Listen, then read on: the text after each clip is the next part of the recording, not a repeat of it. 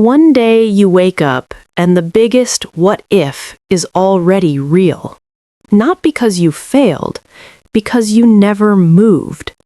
That's the quiet danger of delay. Time passes and the mind records your silence. If there's something you keep postponing, this is the moment to start. You've probably seen a haunting line from Paulo Coelho shared with a pretty background. One day you will wake up and there won't be any more time. Most people treat it like motivation, but it's really a warning about how the brain keeps score. People assume the main fear is failure.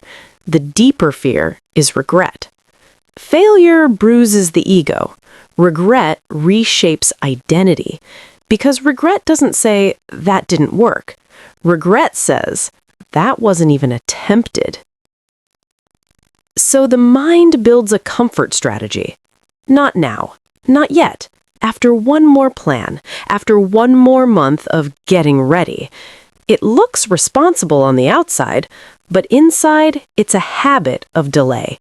And at night, when everything is quiet, the brain reopens the same tabs. The trip never taken, the message never sent, the class never started, the boundary never spoken. Those nevers don't scream, they drain, slowly, consistently. The villain here isn't a person, it's an environment that makes postponing feel normal. Endless distraction, endless comparison, endless research. 1,000 small tasks that keep you busy, while the one task that matters stays untouched. And there's a trap. In the short term, people regret awkward actions. In the long term, the heavier regrets are often the chances they didn't take. Some researchers call this the inaction effect, because action creates an ending. Inaction creates a question mark. When you do nothing, the brain becomes a simulation machine. It runs alternate timelines. What if that message had been sent? What if the work had started earlier? What if the decision had been made before time made it for you? The longer you wait, the shinier the imaginary version of you becomes, and later starts to look like personality, just repeated. Here's the principle. The brain relaxes when it gets closure. When you act and it goes badly, you still get data. Tried it, learned something, adjusted, moved on. Even disappointment is easier to process than uncertainty. But when you don't act, the brain can't finish the story, so it keeps the story open. And open stories pull attention. Psychologists sometimes call this pull the Zeigarnik effect. And the mind will try to finish what you won't start. It runs counterfactual scenes, alternate realities, until the story has an ending. That's why certainty, even if uncomfortable, often feels lighter than endless maybe. That's why unfinished business feels heavy. The mind returns to it, not to punish you, but to complete the loop. This is why micro-actions work. A small start turns fog into information, and information reduces fear. You don't need a perfect outcome to feel lighter. You need motion that makes an ending possible. Here is the core lesson, repeated until it sticks. Your biggest what if is not a mistake you made. It's a decision you delayed.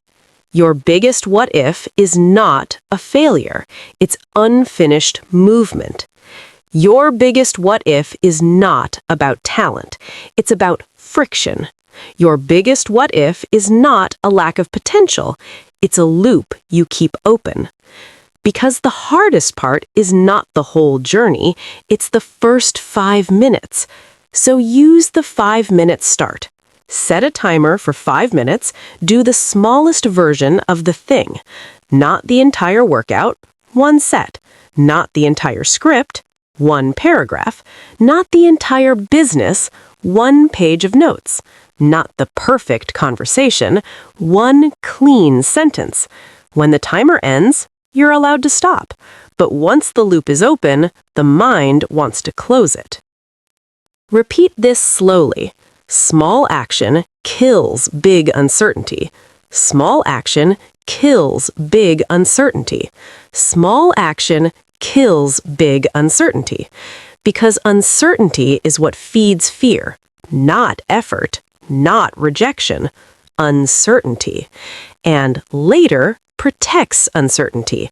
It keeps the fantasy polished. It keeps the question mark sharp. So replace later with a micro step, immediately before the mind negotiates. Repeat this too. Certainty is lighter than endless maybe. Certainty is lighter than endless maybe. Do this once, today.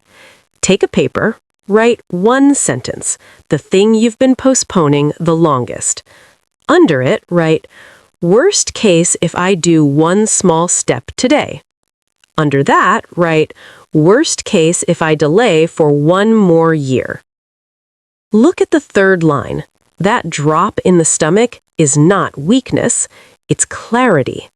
Then do the smallest action that creates motion. Send the message, even if it's short. Open the document and write the first line, even if it's imperfect. Put the shoes by the door. Book the trial session. Start the draft.